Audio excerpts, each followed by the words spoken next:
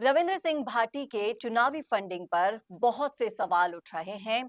कहां से ये फंडिंग हो रही है और किस तरह के लोगों से वो मिल रहे हैं, और जो लंदन का वो दौरा करके आए हैं उसके बाद कई सारे सवाल राजनीतिक गलियारों में खड़े हो गए हैं। जिन लोगों के साथ वो पोस्ट डाल रहे हैं सोशल मीडिया पर, वही अब उनके लिए एंटी एनवायरमेंट बना रहा है चुनाव के लिए। और किस तरह से ये जो सारा माहौल क्रिएट हो रहा है रविंद्र सिंह भाटी के लिए, वो उस पर भारी ना पड़ जाए जो बवाल, जो बवंडर बाड़मेर जैसलमेर लोकसभा क्षेत्र में हो रहा था। करेंगे इसी मुद्दे पर चर्चा इस वीडियो में, इसलिए बने रहेगा आखिर तक हमारे साथ। नमस्कार, मैं हूं चेतना शर्मा और इस मुद्दे पर बातचीत करने के लिए मेरे साथ मौजूद है हमारे editor in chief Varun Bhansali ji. तो आपने भी ये फोटो देखी होगी, नहीं देखी है तो स्क्रीन पर मैं आपको दिखा देती हूँ, ये फोटो आप देखिए, फिर उसी फोटो पर हम चर्चा कर रहे हैं। ये जो एंटी नेशनल लोगों के साथ रविंद्र सिंह भाटी दिख रहे हैं, लंदन में चुनाव प्रचार करने गए थे। लंदन में क्यों गए ये? इनका कहना है कि ये बेरोजगारी को शिव में खत्म करने के लिए गए देखिए, थे। लंदन में चुनाव प्रचार नहीं बल्कि हम्म। लंदन में वो कुछ लोगों से मिलने गए थे, ये जी। हवाला दिया गया था। लेकिन समझने वाली बात ये है कि वो शिव विधानसभा से आते हैं और बाड़मेर जैसलमेर की लोकसभा के लिए लड़ना चाह रहे हैं।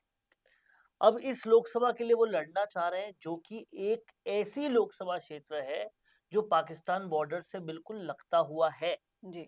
अब समझने वाली बात ये है कि आज भारत और पाकिस्तान में सबसे बड़ा इशू क्या है? कौन से इशू की वजह से पाकिस्तान में आज जो हिंदू रह रहा है, वो बहुत ही ज़्यादा बुरी स्थिति में रह रहा है और वो शरण लेने के लिए जोधपुर आता है, जैसलमेर आता है और इन तमाम सारे विधानसभा और लोकसभा क्षेत्र में आता है जिसको रिप्रेजेंट या तो रविंद्र भाटी कर चुके हैं या कर रहे हैं या करने वाले हैं।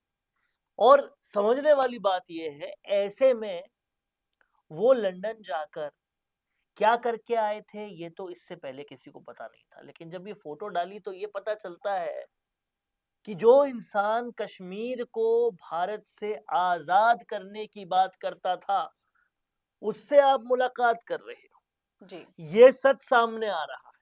अब ये सच तो दिखाई दे रहा है और चुनाव से ठीक पहले मुलाकात करना, चुनाव से आपके राज्य में देश में चुनाव है और आप ठीक उससे पहले लंदन जा रहे हो, पहले तो उसी में सवाल उठ रहे थे।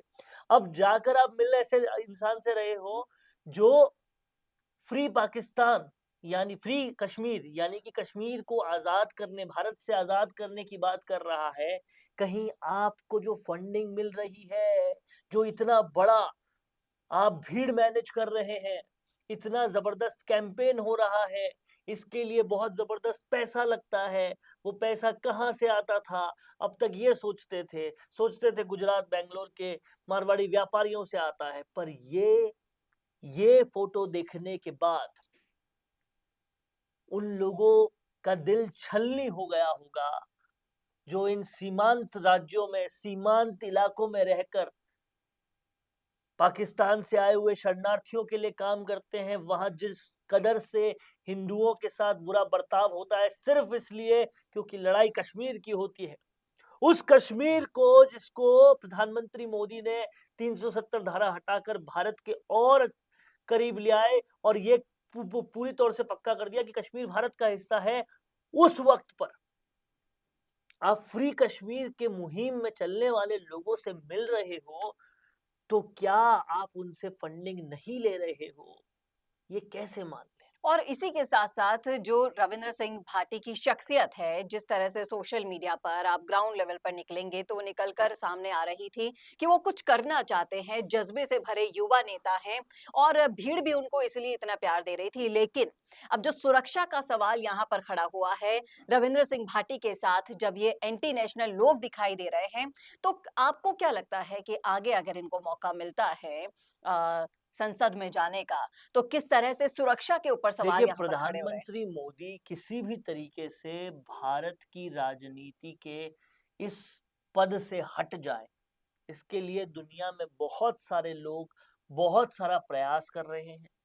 जिन प्रयासों के तहत आपको पता चला होगा कि दिल्ली के मुख्यमंत्री अरविंद केजरीवाल जो पंजाब में भी सरकार बना चुके हैं, वो कई खालिस्तानियों से मुलाकात कर रहे थे। खालिस्तानी भी ये चाहते हैं कि प्रधानमंत्री मोदी प्रधानमंत्री ना रहे, जी। क्योंकि वो भारत के टुकड़े कर कर पंजाब को अलग करना चाहते हैं। ठीक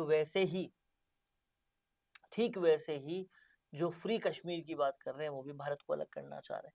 अब इन लोगों के पास इन चीजों के लिए फंड बहुत सारा है कि कैसे भी करके हटाए प्रधानमंत्री मोदी को, और वहां उन्हें जो लगता है, जिसकी लोकप्रियता बढ़ रही है, जो ये काम कर सकता है, वो उसको फंड करते हैं।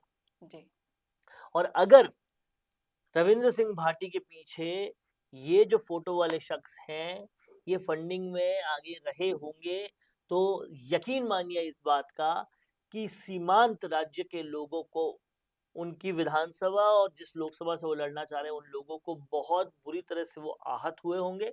और वो जो आहत हुए हैं, उनको पता है कि सीए कौन लेकर आया, उनको पता है 370 किसने हटाई, और ये वो कारण है जिससे प्रधानमंत्री मोदी तीसरी बार की भी आने के पूरे चांसेस में हैं। इतनी एंटी इनकम्बेंसी होने के बावजूद भी आने के चांसेस में है, क्योंकि कम से कम राष्ट्र हित तो सर्वोपरि है ही। बाकी किसी भी बात पे डिबेट हो सकता है, लेकिन 370 या फिर इन बातों पे कोई डिबेट होना संभव ही नहीं है।